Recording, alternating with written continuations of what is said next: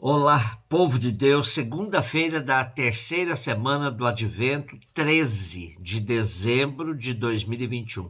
A nossa reflexão de hoje é a partir de Números 24, de 2 a 7, de 15 a 17a, e Mateus 21, de 23 a 27.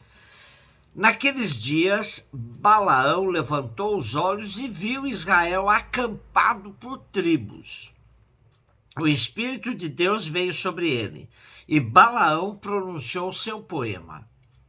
Oráculo de Balaão, filho de Beor, oráculo do homem que tem os olhos abertos, oráculo daquele que ouve as palavras de Deus, que vê que o poderoso lhe faz ver, que cai e seus olhos se abrem. Como são belas as tendas, ó Jacó, e as tuas moradas, ó Israel! Elas se estendem como vales, como jardins ao longo de um rio, como aloés que o Senhor plantou, como cedros junto das águas. A água transborda de seus cântaros e sua semente é ricamente regada. Seu rei é mais poderoso do que Agag. Seu reino está em ascensão. E Balaão continuou pronunciando seu poema. Oráculo de Balaão, filho de Beor, oráculo do homem que tem os olhos abertos, oráculo daquele que ouve as palavras de Deus e conhece os pensamentos do Altíssimo, que vê o que o poderoso lhe faz ver, que cai e seus olhos se abrem. Eu o vejo, mas não agora. Eu o contemplo, mas não de perto. Uma estrela sai de Jacó e um cetro se levanta de Israel. Interessante vermos o contexto do profeta Balaão. Israel se aproximava da terra prometida e conquistava várias cidades e aldeias em seu caminho. Isso causava temor nos povos que por ali habitavam. Entre eles estavam os moabitas. Seu rei Balac, querendo prevenir-se e poder vencer os israelitas, mandou uma comitiva com muitas promessas de honrarias e bens, pedir para que Balaão, profeta, amaldiçoasse Israel e assim o tornasse fraco e derrotável. Deus conversou com Balaão e disse para não amaldiçoar a Israel, pois era um povo abençoado pelo próprio Deus. A resposta de Balaão à comitiva foi de que mesmo que Balaque oferecesse uma enorme quantidade de ouro e prata, ele não poderia fazer outra coisa que não fosse a vontade do Senhor. Mandou que a comitiva voltasse, pois não iria acompanhá-los. A vontade de Deus seria a vontade de Balaão. O que o Senhor dissesse, isso o profeta faria, pois não transgrediria a vontade de Deus, nem que fosse uma coisa mínima. É muito bom também lermos os capítulos anteriores, onde aparece a pedagogia de Deus, que se serve de uma mula para mudar o pensamento de Balaão. No caminho, quando Balaão estava indo ao encontro do rei moabita Balac, sua mula tinha visões de um anjo com uma espada e empacava. Cada vez que isso acontecia, Balaão espancava sua mula. Até que Deus abriu a boca da mula e ela disse a Balaão: "O que te fiz para me espancares?" Mas Deus abriu os olhos de Balaão, que acabou vendo o anjo e entendendo o porquê de sua mula não querer seguir o caminho. Depois disso, seguiram o caminho, mas Balaão foi instruído pelo anjo a dizer a Balac somente o que Deus lhe mandasse. Balaão morava em Petor, uma cidade na Mesopotâmia, e foi contratado por Balaque, rei de Moabe, para amaldiçoar Israel, mas em vez disso, Deus o obrigou a abençoar, não amaldiçoar o povo escolhido. No texto de hoje, portanto, Balaão está cantando as maravilhas do Deus de Israel, que salvou o seu povo, e ele consegue ver o futuro. Uma estrela sai de Jacó e um cetro se levanta de Israel.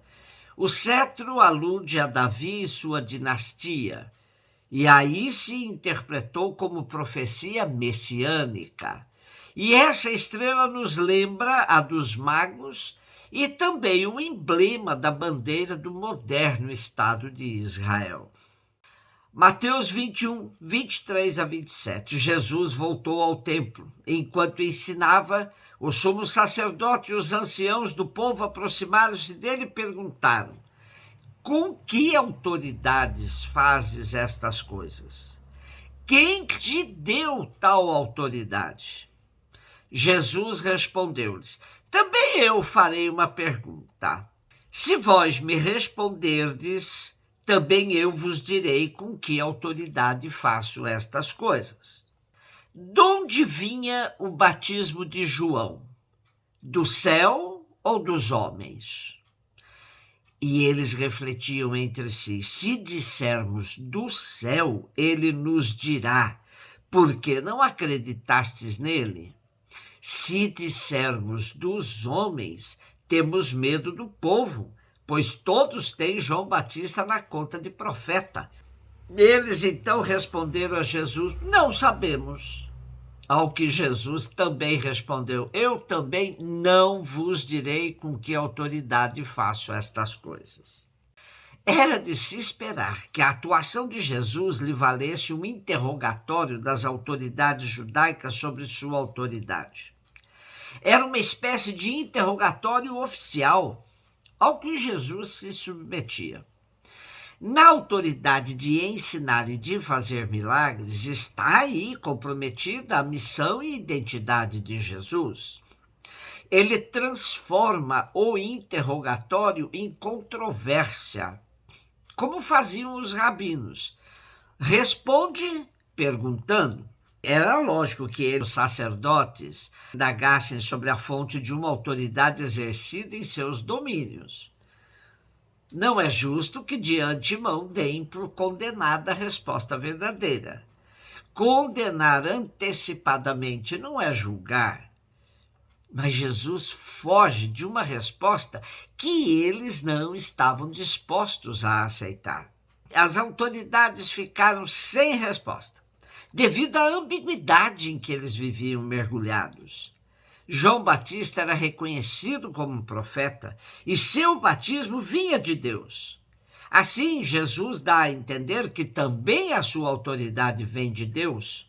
Porém, essa era a verdade que as autoridades judaicas não queriam entender. Celebramos hoje Santa Luzia, cujo nome vem do latim e significa portadora de luz. É invocada pelos fiéis como a santa protetora dos olhos.